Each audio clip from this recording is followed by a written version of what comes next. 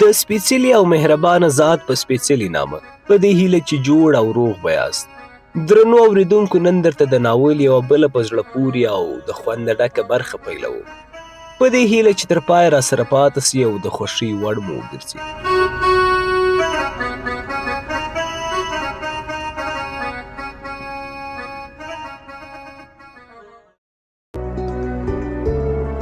سره د دې چې خبر نه وم چې دا کلی د چا دی. سړک مې پرېښودی او ورو ورو د کلي خواته روان سوم. کلي ته دونه نږدې ورسېدم چې کږدۍ هم ښکاره کېدې او د اور شاوخوا ته خلک هم لږ لږ ښکاره کېدل. ما د خپل تخمین له مخې یوه کږدۍ د ګلالۍ کږدۍ وبلله او کرار کښېنستم. د هغو سیل مې کاوه. په دغه کږدۍ کې چې ما د ګلالۍ کږدۍ بلله، درې تنه، یو نارینه او دوې ښځې ښکاره کېدلې او د لاسو د حرکت څخه یې داسې ښکاره کېدل چې دوی په خپلو منځو کې څه جدي خبرې کوي. ډېر وخت هغوی په خبرو بوخت وه. په پای کې یوه ښځه د هغو له ډلې جلا سوه او څرنګه چې تاریکه وه، معلومه نه سوه چې چیرې ولاړه. د هغو د لاسو د ښورېدو څخه داسې معلومه سوه چې ګلالۍ وه او د ولاړېدو علت یې همدا و چې پلار او مور یې د هغې د کوژدې خبرې کولې. زه په دغه خیال کې داسې ډوب وم چې دا مې بیخي هیره سوې وه چې چیرې یم او څه کوم. ناببره مې د انسان د پښو څپڅپ تر غوږو سو او دا څپڅپ زما و شاته دونه نږدې و چې ممکن له ما څخه 2 یا 3 قدمه لرې و. ما فکر وکړ چې ممکن د کلي یو سړی به وي. ولې چې شاته مې وکتل، هغه سړی نه و بلکې ښځه وه او ډېره چابکه چابکه د سړک و خواته روانه وه. نو زه هم ورپسې روان سوم. ښځه سړک ته ورسېده او هماغسې چابکه چابکه پر هغه خوا چې زما کور روانه وه. زما د پښو اواز هغې واورېدی او شاته یې وکتل. د کتو سره یې خپل قدمونه کرار کړل او زه ور چابک سوم. چې ور نږدې سوم، ومې کتل هغه ګلالۍ وه. ساه یې لنډه لنډه کېده او د پوړنې څنډې یې په لاس کې تر زنې لاندې نیولې وې. ما چې هغه وپېژندل، ورته ومې ویل، ګلالۍ دا ته یې؟ د ګلالۍ ژبه بنده بنده کېده. ما ته یې داسې جواب راکړ، وایي دا ته یې؟ دلته ما ډېر ژر ورته وویل، ګلالۍ زه یم، مه وارخطا کېږه. ګلالۍ وویل، هو، ما وپېژندلې. دا وخت او دلته راتګ خو ستا دپاره ډېر خطر لري. داسې مه کوه، خدای دې نه کوي چې څه در باندې ونه سي. ما وویل، ولې؟ ګلالۍ وویل، که اوس د کلي خلک در خبر سي او تا به دا نیمه شپه دلته پیدا کړي، څه به ووایي؟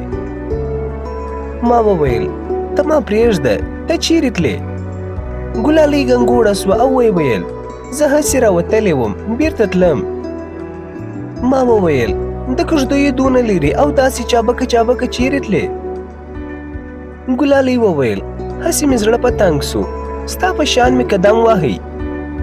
ما وویل، قدم وهل خو داسې نه وي، هغه هم په دې توره شپه کې له کږدیو دونه لرې تګ.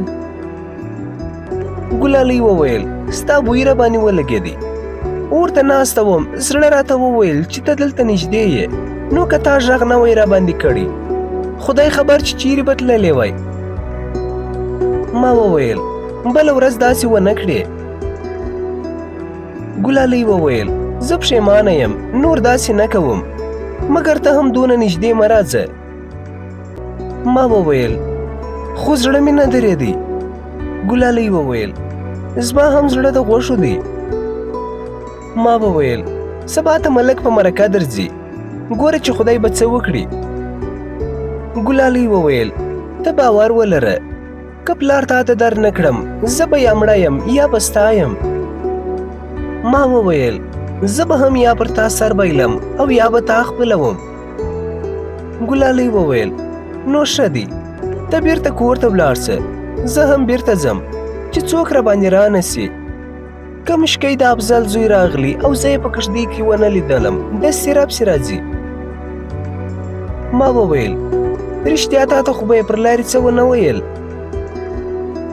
ګلالۍ وویل، ویې ویل، خو خپل جواب یې پوره واخیستی چې ده یې خیال هم نه سوی کولی. ما وویل، څنګه؟ ګلالۍ وویل، ما ته یې وویل، ته ولې ولاړه وې؟ ما ورته وویل، ستا یې په څه؟ هغه وویل، زه نور نه غواړم چې تا د هر چا سره ووینم، په زیاته بیا د دغه ملا سره.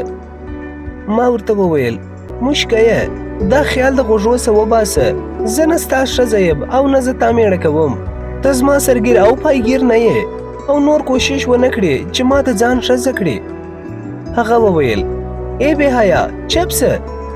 ما ورته وویل بې حیا خو هغه څوک وي چې په زوره څوک ښځه کوي. د دې خبرې سره مې یو کلک لرګی ورسره کړي چې زما په لاس کې غوټ مات سو. ما وویل هغه څه وکړه؟ ګلالۍ وویل هغه زوړند سره زما تر مخه سو او هیڅ یې ونه ویل. ما وویل تر هغه وروسته دې لیدلی دی؟ ګلالۍ وویل هو مازدیګر زموږ کږدۍ ته راغلی و. ابا مې ستا او د ملک د عزتداري ورته وویل. هغه یو ګړی ناست و خو هیڅ یې ونه ویل. ماښام ولاړ سو او خپلې کږدۍ ته ولاړې. ما وویل دا خو تا ته ډېره سخته سوه. ګلالۍ وویل یا هیڅ غم یې مه کوه، مشکۍ ما ته پوره هم نسي کتلی او که دا زړه کې پیدا هم سي خوله به یې له تور خاورو ورډکه کړم. ما وویل اوس ولاړه سه، ابۍ دې درته په غوسه نه سي، بیا به بله ورځ وګورو. ګلالۍ ولاړه کور ته، زه هم را رهي سوم. کور ته چې راغلم یو څه بیده سوم او سهار وختي مسجد ته ولاړم، لمونځ مې وکړ. زه چې راغلم که ګورم ملا صاحب او ملک دواړه راغلي دي، دستي مې چای ورپخې کې. هغه ملک صاحب وویل چې ملا صاحب هم داري د ځان ملګری کړي، اوس نو موږ رخصتیږو، وبه ګورو چې خدای څه پېښوي. دوی دواړه د ګلالۍ د کور پر خوا رهي سوه. زما زړه ډېر ناکراره و او په دغه چورت کې وم چې آیا کریم کاکا او مور به یې ودې کوزدې ته غاړه کښېږدي که یا. ټوله ورځ مې په دغه چورتو کې تېره کړه او ښوونځي ته هم نه ولاړم. کله به مې په یوه شي او کله به مې په بل شي ځان مشغول کړ، خو د ګلالۍ د مرکې چورت راڅخه نه جلا کېدی. د ماپښین وخت ملک صاحب بیرته راغلی او تر روغبړ وروسته یې ماته داسې وویل پوهېږم چې ډېر دې زړه غواړي چې د نن په پیښو ځان خبر کړې، مګر زما په خیال بیانول به یې تا ته د پریشاني او خفګان څخه پرته بل څه نه وي. ما وویل ملک صاحب زه ستاسو له ډېرې همدردي او مهربانۍ څخه مننه کوم. تاسې زما سره د یوه څکه ورور خواخوږي ملګري په توګه ډېر زحمتونه ګاللي دي. زه ستاسو دا ټولې مهربانۍ د ټول عمر دپاره نه سم هېرولی. ملک صاحب وویل معلم صاحب ما هیڅ نه دي کړي او ډېر خواشینی یم چې ولې زه نن ناکامه راغلم. ما وویل دا خو ستاسو ګناه نه ده، دا زما خپل بخت دی او ممکن خدای به زموږ په بخت کې همداسې لیکلي وي او دونه د خواشینۍ خبره نه ده. ملک صاحب وویل د کریم کاکا خو خوښه ده، مګر ښځه یې ډېره ژبوره ښځه وه او ډېر سخت مخالفت یې کاوه. په اخر کې یې وویل چې ګلالۍ زما د وراره ښځه ده، تاسو د میړه ښځه غواړئ؟ څرنګه چې د ملک خبرې چې طبعاً منفي وې ما ته کومه دلچسپي نه درلوده، نو ځکه مې وویل لنډه یې دا چې نه وسوه، دا چې د مینې خوښه یې نه وه یا د کریم کاکا زموږ دپاره کومه ګټه نه لري، چې ونه سوه څه پروا لري، موږ به په دې ولې خوابده وو. ملک صاحب وویل ښه دا خو ونه سوه، یوه بله خو موږ پیدا کړې ده، که ستا خوښه وي همدا اوس به یې درته دستمال راوړم. ما وویل دا څوک دی چې دونه اسانه ده؟ ملک صاحب وویل داسې اسانه خو زموږ په کلي کې ډېرې دي، د دې کلي چې هر څوک لور ولري څنګه چې ستا اخلاق او ښه سړیتوب معلوم دي یا به نه ووایي. دا چې اوس خبرې باندې کوو دا زموږ د ملا صاحب لور ده. هغه خوارکۍ پرون دونه متاثره سوی و چې په خپله یې کریم کاکا ته وویل تا خپله لور ور نه کړه، زه به خپله لور ورکړم. زموږ معلم صاحب بې ښځې نه پاته کېږي. او پر لارې یې ما ته وویل ته معلم صاحب وپوښته که یې خوښه وي زه خپله لور بېله ولوره ورکوم، نو اوس تا خوښه ده که یا؟ که دې مشوره وي زه به همدا اوس دستمال ځینې راوړم. ما وویل ملک صاحب د کریم کاکا ته لور یوه خبره وه، که نه ما پخوا لا د واده تکل نه درلودی. زه ستاسې او د ملا صاحب د مهربانۍ څخه ډېره مننه کوم، مګر دا خبره دې اوس همدلته پاته وي، بیا به بل وخت سره وګورو. ملک صاحب وویل که داسې وي چې د ملا صاحب سره دې دوستي زړه نه غواړي، زموږ په کلي کې نورې پیغلې هم سته، هیڅوک له تا څخه لور نه ګرځوي. ما وویل یا په رښتیا سره زه اوس نه غواړم چې واده وکړم. زه به له ځان سره مشوره وکړم او په دې باره کې به خپل اخرنۍ پرېکړه تاسو ته وړاندې کړم. ملک صاحب وویل معلم صاحب لکه چې ډېر دې زړه مات سو. ما وویل یا ولې به مې زړه ماتېږي؟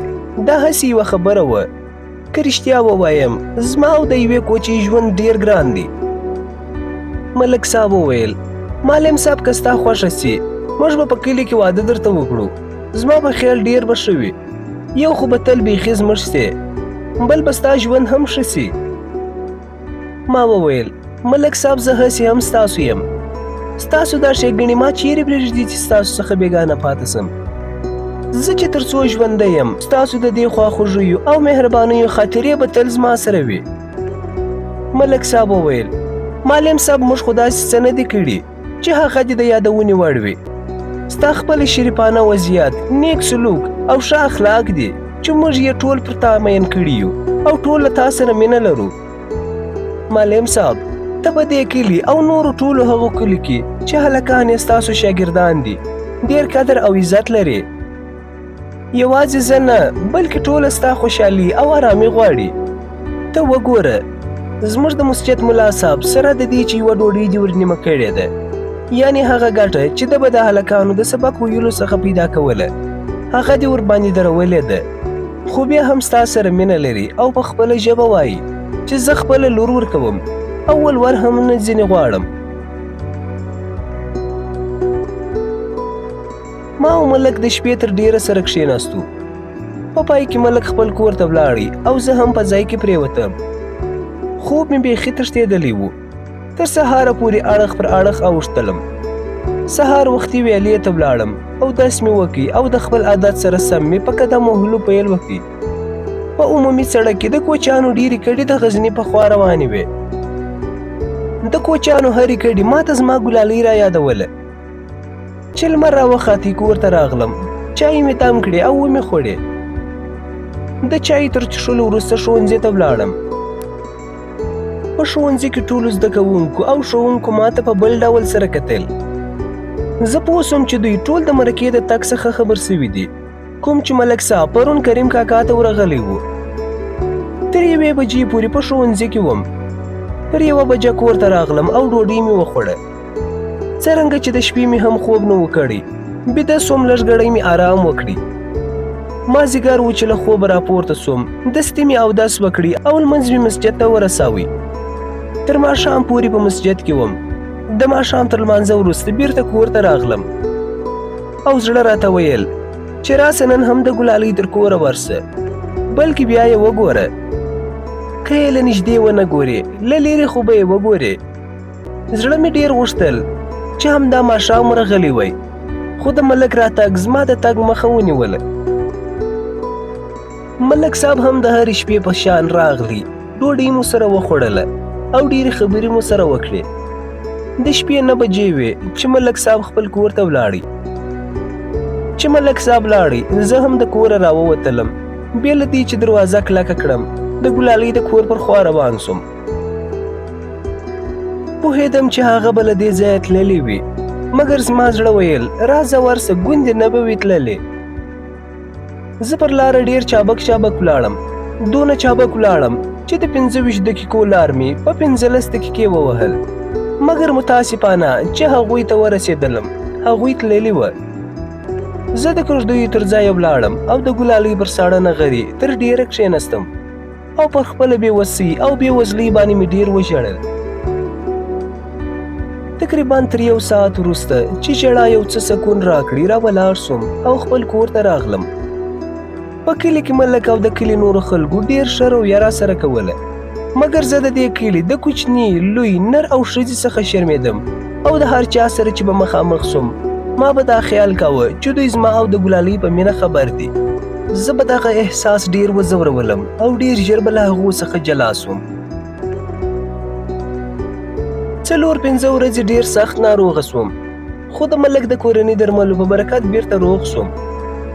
شل ورځې وروسته که څه هم پوهېدم چې زما د مرکې د لېږلو په وجه به زما او د کریم کاکا د ګلالۍ د درملنې قرارداد هم له منځه تللی وي، مګر سره د هغې مې هم د څه کار په بانه له ملک او نورو ښوونکو او ښوونځي له زده کوونکو څخه خدای پاماني وکړه او غزني ته ولاړم. په غزني کې 3 ورځې پرله پسې په ټولو بازارو او سرایو کې وګرځېدم. د کریم کاکا درک معلوم نه سو. زه ډېر په اندېښنه کې سوم. ما ویل خدای دې نه کوي چې ګلالۍ څه په سوې نه وي.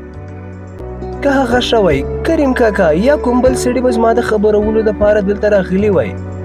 کله به مې ویل نه چې ګلالۍ یې مشکې ته ور واده کړې وي او هغه هم ورسره راضي سوې وي. لنډه دا چې دا اندېښنې مې ډېرې ووهلې او په اخره کې مې پرېکړه وکړه چې ناور ته ولاړ سم او هلته د ګلالۍ حال معلوم کړم. زه په دې پوهېدم چې ناور ته زما تګ ماته کومه ګټه نه لري، ځکه ما نور نسوی کولی چې د پخوا په شان د ګلالۍ په کور کې د یوه میلمه په توګه پاته سم. مګر څرنګه چې زما زړه او پښې د ګلالۍ د خوا څخه پرته بلې خوا ته نه تلې، نو ځکه د ناور خوا ته رهي سوم. زه د غزني د چغتو په موټر کې سپور سوم. په موټر کې مې یو ملا ډوله سړی څنګ ته ناست و او زما څخه یې د خبرو په ترڅ کې دا پوښتنه هم وکړه چې چیرې ځې؟